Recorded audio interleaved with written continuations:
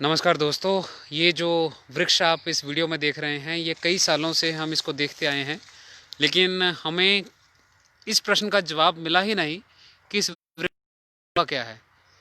ये सवाल कई बार पूछा मुझसे, जो मेरे साथ आने वाले साथियों ने पूछा, बच्चों ने पूछा कि इस वृक्ष को आखिर ये हुआ क्या है।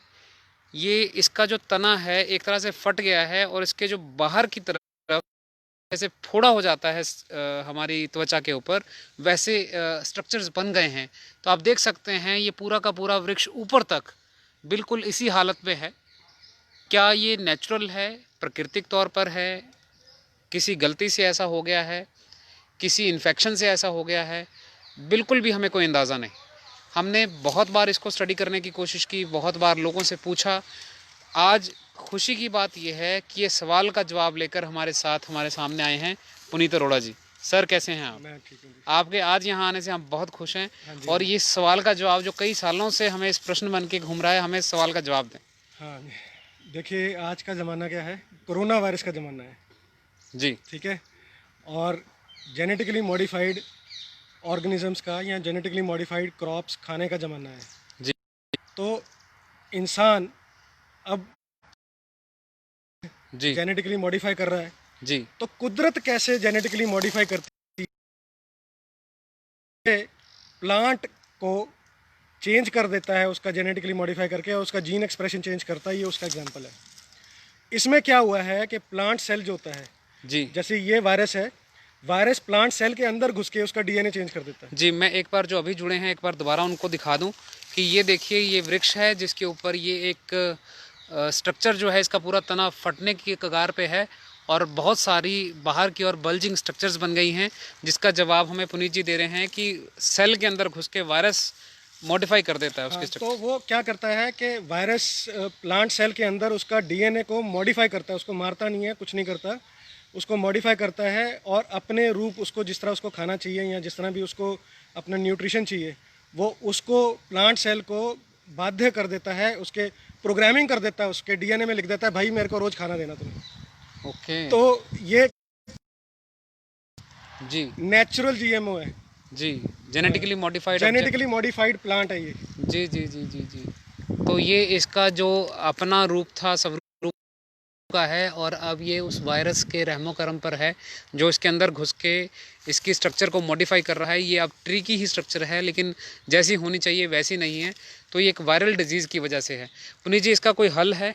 इसका हल देखिए ऐसे है, ये हुआ कैसे पहले ये समझते हैं। जी जी ये ज़्यादातर होता तब है जब पेड़ को कोई चोट लगती है, जी फिजिकल चोट लगती है, जी मतलब उसके कुछ तने को या किसी चीज़ को चोट लगती है, और कहीं से उड़ता हुआ जो वायरस है वो इसमें आ जाता है। जी और वायरस देखिए, समझिए एक ऐसी चीज़ है, ना वो जिंदा,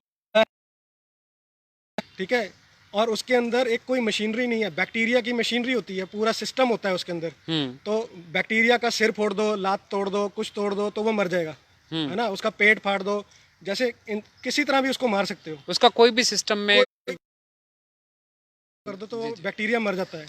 वायरस में ऐसा कुछ नहीं है, वो पूरा एक सिस्टम नहीं है। हम्म वो एक जैसे एक इंफॉर्मेशन है, बिट्स एंड बाइट्स है। हम्म एक जैसे कहीं पे कोई पत्थर पड़ा है, कोई कुछ चीज़ पड़ी है, तो वो है।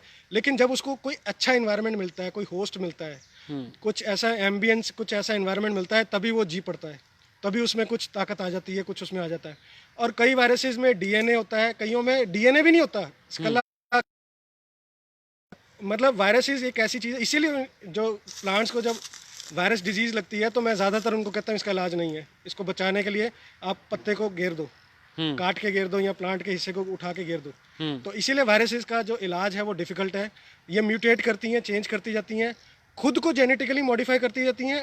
और ठीक है, जैसे इसके अंदर क्या किया उसने, प्लांट सेल के अंदर घुस के उसके डीएनए को चेंज कर दिया है। और ये प्लांट को जीने देगी, ऐसा नहीं मार देगी, लेकिन जीने देगी, और उसकी सारी उम्र इसका चलती रहेगी। लेकिन अपनी जब उसकी जो पॉपुलेशन बढ़ती जाएगी, एक स्टेज ऐसी आएगी जब प्लांट उसकी डेथ हो जाएगी, फिर जी, उसके अपने सेल खत्म हो जाएंगे। तो ये वो ट्री है जिसके बारे में हम कई सालों से इस ट्री को देखते आए हैं।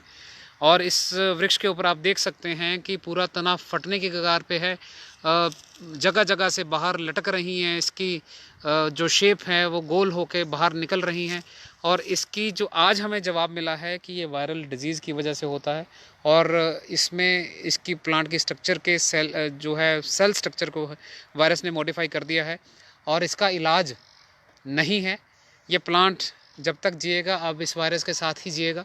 तो इसकी जो स्प्रेड हो सकता है कि आगे और भी, अगर इस हाँ बिल्कुल, मैंने जैसे बताया कि अगर प्लांट को चोट लगी हुई है, फिजिकली चोट लगा हुआ है, हमने उसको उसकी जो बार्क है, उसका जो बाहर वाला जो पार्ट है उसको रिमूव किया हुआ है, और उसके बाद उसको मतलब जो उसके वाला पार्ट जो उसके फर्दर उसको इंजरी पहुंचाई हुई है, तो ये ज़्यादातर वहाँ पे घुस जाता है जी। और ये किसी भी पार्ट पे हो जाता है। मतलब ये वो हाइट 20 फुट की, 30 फुट की, 40 फुट कहीं पे भी हो जाता है। और वो आप कहोगे ये 20 फुट पे इसको फिजिकली इंजरी कौन करेगा, तो वो हो सकता है कोई बीक मारी है किसी ने, या कोई किसी बंदर ने, या कोई जानवर ने, या किसी बर्ड ने, या कुछ ने, और वहाँ से वो फिर बेसिकली वो प्लांट को एज अ होस्ट बना के उसके डीएनए में घुस के उसकी प्रोग्रामिंग चेंज कर देता है। जी, तो ये एक बड़ी जानकारी हमें यहाँ आज मिली है। कई सालों बाद मुझे मेरे सवाल का जवाब मिला है कि ये वायरल डिजीज़ है।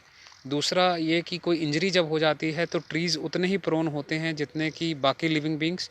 तो कृपया कभी भी अगर कोई ट्री आपको इंजर्ड मिले तो इंजरी को एग्रीवेट ना करें, उसको कोशिश करें ताकि वो बच सके।